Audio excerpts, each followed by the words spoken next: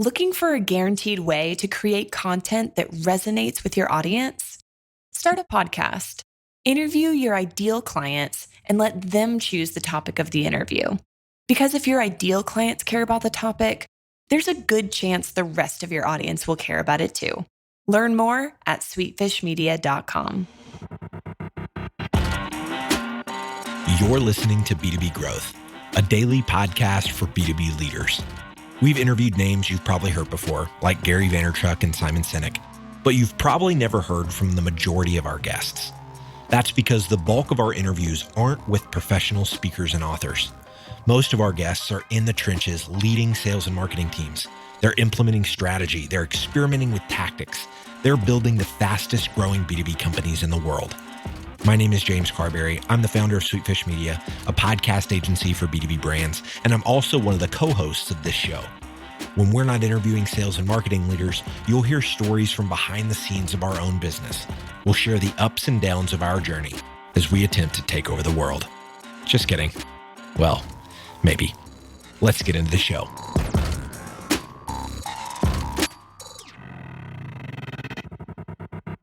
Welcome back to B2B Growth. I'm Logan Lyles with Sweetfish Media. I've got with me today Brad Gillespie. He's the Vice President of Enterprise Solutions over at Cvent. Brad, how's it going today, man? It's going great, Logan. Awesome to be with you today. I am really excited. I know some folks are going to roll their eyes that we're talking sales and marketing alignment yet again today, but it's a topic that is important, and I think you've got some specific lessons to share. Before we do that, though, give us a little bit of context. What are you and the team at Cvent up to these days, man? Yep. So for those that may not be aware of Cvent, Cvent is the leading provider of event management and event marketing solutions. So what that means is we help meeting and event planners find venues, plan their events, create registration for us to attend those events, and then work with their colleagues in marketing to make sure that we're driving attendance to the event, capturing all of the data that we can about on-site behavior, and then following up from various events like trade shows, conferences, customer events, et cetera. So we're busy heading into our Q4, trying to finish the year strong, and things are going really well for us. Awesome, man. Thanks for that context. So let's circle back to what I just mentioned. Your current role at Cvent is VP of Enterprise Solutions, and that's a pretty recent change. And it actually has something to do with our topic today and why you wanted to share on tactical things that you can do to drive better sales and marketing alignment, right? That's right. For the first time in, over 10 years, I do not have a marketing responsibility. And as a kind of proud, classically trained B2B marketer, I've had a pretty big role departure. I'm now in our sales organization, but functioning as an overlay to talk about Cvent's event marketing solutions, primarily to our largest clients. What we have found is that our largest accounts that think about their meeting and events programs, which are typically larger, more complex, most of the time global, they want to start thinking about the processes for event marketing like many other channels have in terms of how do we standardize, how do we create efficiencies, how do we measure performance. And there was a bit of a gap within Cvent and frankly in the market to help large organizations take the necessary steps to go from doing event management and event marketing well in pockets, but then starting to think about that on an enterprise basis. Ultimately, all of this data and all of this performance rolls up, and it rolls up through marketing operations, and the CMO wants to know how the overall program is running. And so that's really what we're doing in my new role and in my new team is we're helping our larger clients kind of take that head on and seize on this, what we think is a tremendous opportunity to do event marketing and perhaps a bit more modern approach. Yeah, I love it. So that's great context, Brad. As you mentioned, you've had a very big shift now in being within a function that actually rolls up to sales and is not part of the marketing function. And your marketing career has spanned a number of different agencies, some of them very marketing focused, right? And so this big departure that you mentioned is really going to inform some of the things that you've been thinking about when it comes to sales and marketing alignment. As we were chatting offline, you mentioned something to the effect of, if I could go back and do it again, there are some things I might do differently. And I just think those are really where the key lessons are often learned. And one of the things I know you wanted to talk about with sales and marketing alignment is just physical location. Tell us a little bit about the importance of this, where you've seen it done well and not so well, and what's important here to drive that alignment. Yeah, absolutely. So I think my experience when I've worked in smaller organizations, it's more common perhaps to have the sales and marketing teams located on the same floor, maybe a pod or two away from one another. Here at Cvent, we're obviously a larger organization. We have over 800 people at our headquarters location where I work. Most of our sales folks are on one floor. Most of our marketing team is on the floor above. And so literally my move from one floor down has been very interesting in terms of what I see, what I hear, what I thought our sales teammates were getting from marketing. But now that I'm kind of in the environment with them, that's one of the big takeaways, early lessons for me. And by the way, I'm loving what I'm doing now, and we'll get into that in a little bit in terms of the customer face time I'm getting in this new role. But if I decide to go back into a marketing role, one of the big things that I'm going to do differently is make sure that the physical location of those teams are not only on the same floor, but that there's a way to encourage and enable interaction, better sharing of knowledge, literally looking at the same things. I can look out my window right now where we have a bank of about 20 of our SDRs, and I can see what's posted in their cubes in terms of their aids for messaging and their aids for just visuals. I hear them. I didn't have that in my role at marketing upstairs, and it's been eye-opening for me. So that's one big change that I think will make it if I end up back on the other side. Yeah, totally makes sense. So you referenced your SDR team, and I know a hot topic when it comes to sales and marketing alignment is that SDR, BDR team, whatever you call it within your organization. Do they report into sales? Do they report into marketing? Are they a separate function that sits kind of in between? Tell me a little bit now, seeing kind of both sides of the fence, being on both sides of the line, at least for a bit now. What are your thoughts on that as it relates to sales and marketing alignment and just the effectiveness of your sales development or business development team?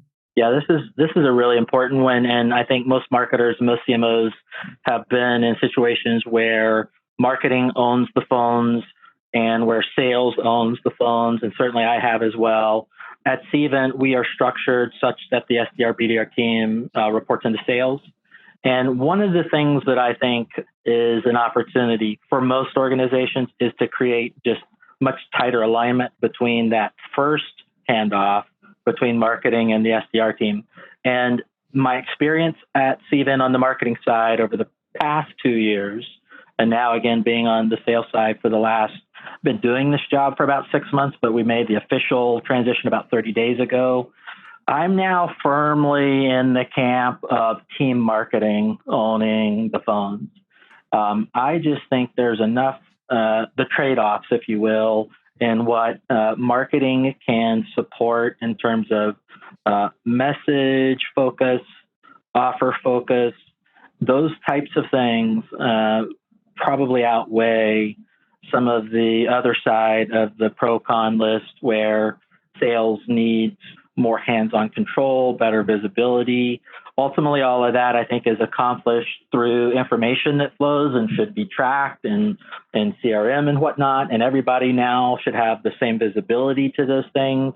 And so we don't really have to have reporting structures that are based on information flow any longer. And so the effectiveness improvements that I think, and I'm now convinced that can be had when marketing can really control the message and take the level of qualification to the right point. I'm now firmly on that side of the fence. Hey everybody, Logan with Sweetfish here. You probably already know that we think you should start a podcast if you haven't already.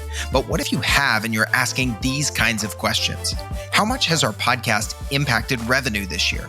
How's our sales team actually leveraging the podcast content? If you can't answer these questions, you're actually not alone. This is why Casted created the very first content marketing platform made specifically for B2B podcasting. Now you can more easily search and share your audio content while getting greater visibility into the impact of your podcast. The marketing teams at Drift, Terminus, and here at Sweetfish have started using Casted to get more value out of our podcasts, and you probably can too.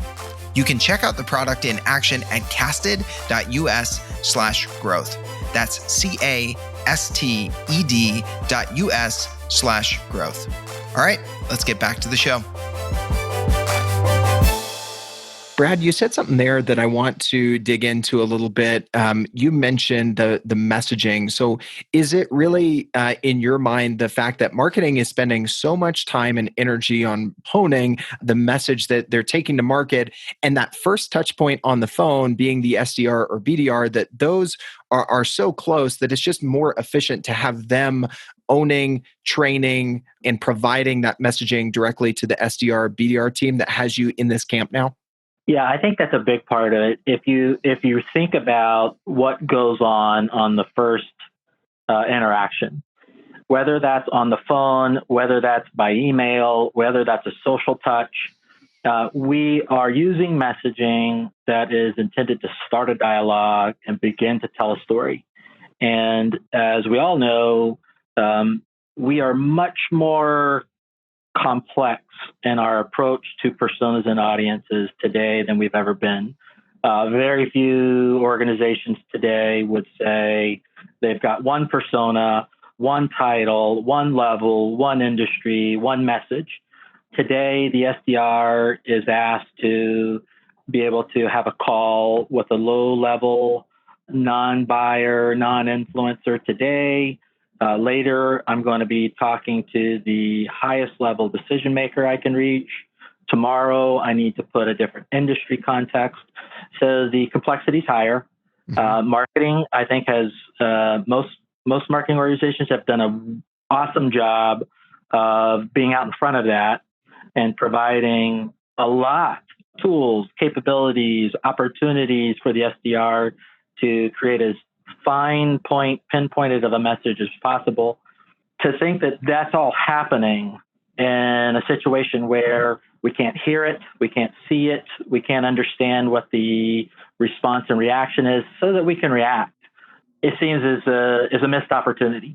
So, yeah, it's exactly that. And I think it's no longer enough to just populate a sales enablement tool, a folder with content, make sure that our sellers know where it is, even if we can measure it. I think we just need to be closer to those interactions.